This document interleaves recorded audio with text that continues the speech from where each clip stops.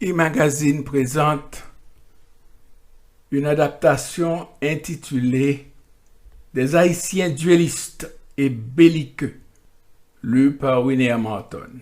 Cela se passait en Haïti au mois de janvier 1901, 96e année après l'indépendance. Monsieur Alfred Joseph, ancien employé des pompiers de Port-au-Prince, a été démis de ses fonctions après avoir lu une publication du journal Le Soir et se sentant visé par le commandant Arthur Isidore, décida de résoudre leurs différends en un duel par le biais des armes. Nous lisons donc textuellement les faits de la cause. Lettre de M. Alfred Joseph à M. Arthur Isidore en ville.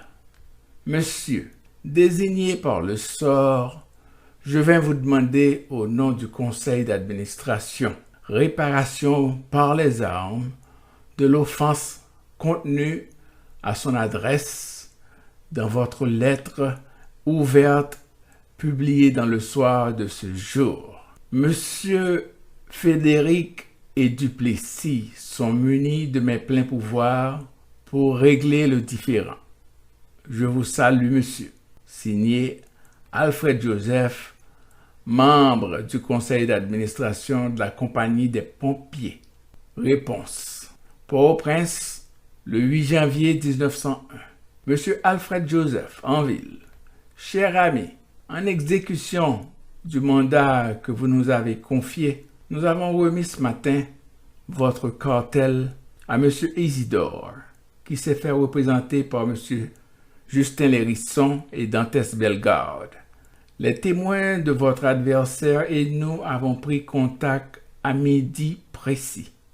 Mais dès le début de notre conférence, il nous a fallu surseoir à toute délibération pour permettre aux témoins adverses qui, en se présentant, n'étaient munis que d'une autorisation de communiquer avec nous, d'aller chercher des pouvoirs formels de régler le différend.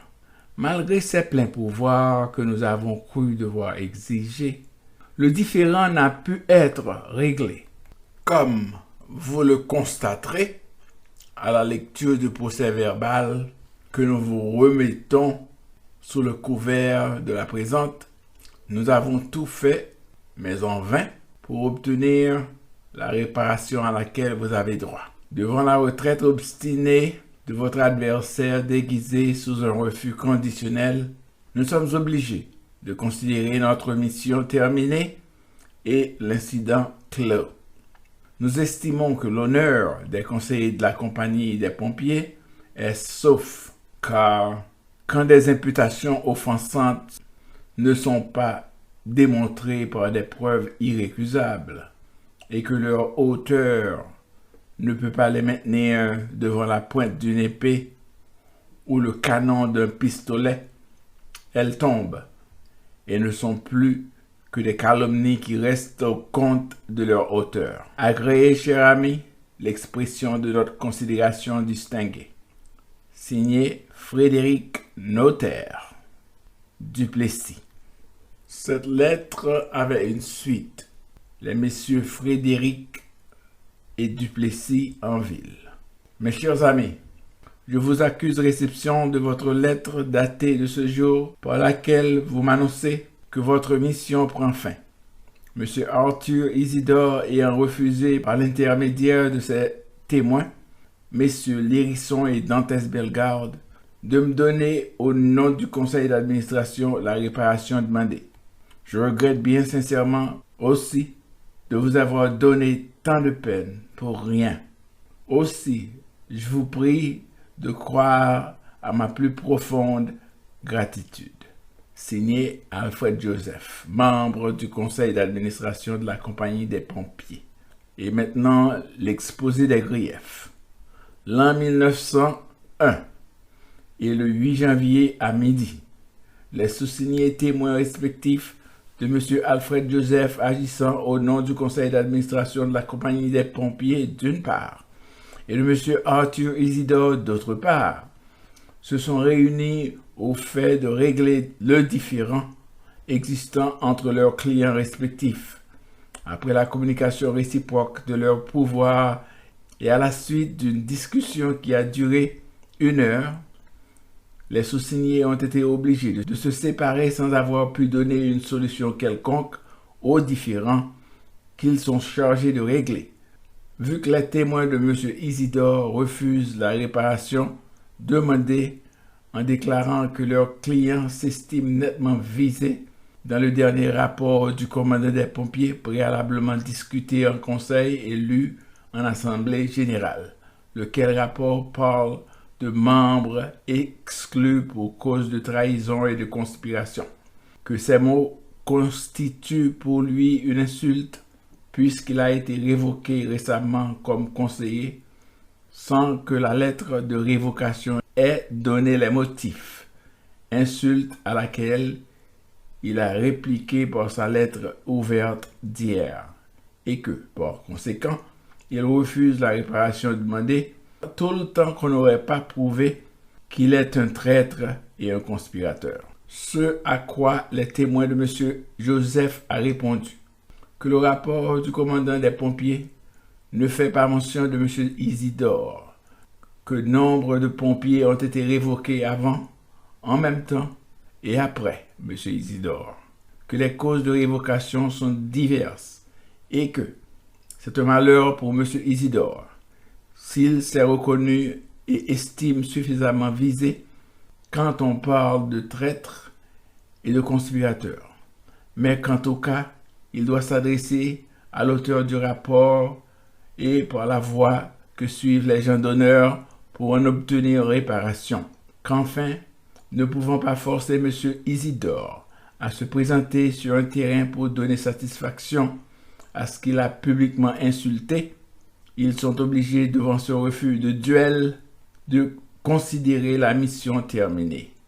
Les témoins de M. Isidore ont répliqué à leur tour que le rapport du commandant, une fois discuté et adopté par le conseil d'administration, devient aussi l'œuvre de celui-ci et que, en s'adressant aux administrateurs de la compagnie en général, leur client a suivi la voie indiquée aux gens d'honneur, que M. Isidore persiste à déclarer que certaines circonstances qui ont accompagné son exclusion l'autorisent à penser qu'il a été personnellement visé dans le dit rapport et qu'il n'a fait que se défendre de cette grave accusation de trahison et de conspiration par sa lettre ouverte, qu'il maintient à ce qu'il lui soit prouvé que les mots de traître et de conspirateur ne s'appliquent pas à lui.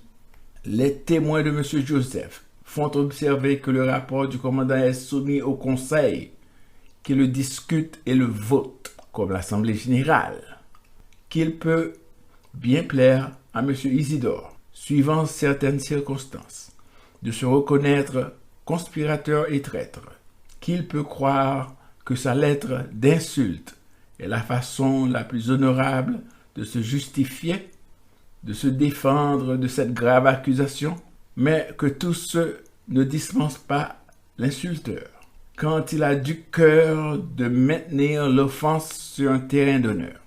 Ils estiment qu'il est inutile de continuer à discuter quand l'adversaire maintient l'offense sur papier et se refuse à la maintenir autrement qu'à ses conditions.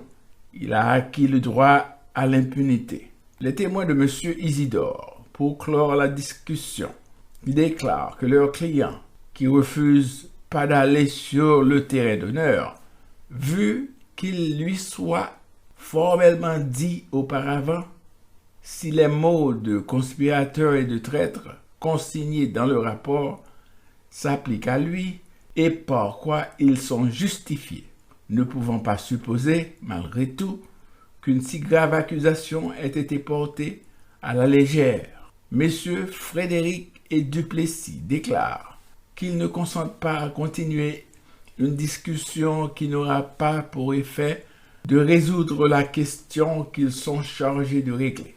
M. Isidore peut garder sa conviction qu'il a le droit d'insulter et de calomnier et de refuser toute réparation parce qu'il croit, quand on dit traître et conspirateur, que c'est de lui que l'on parle.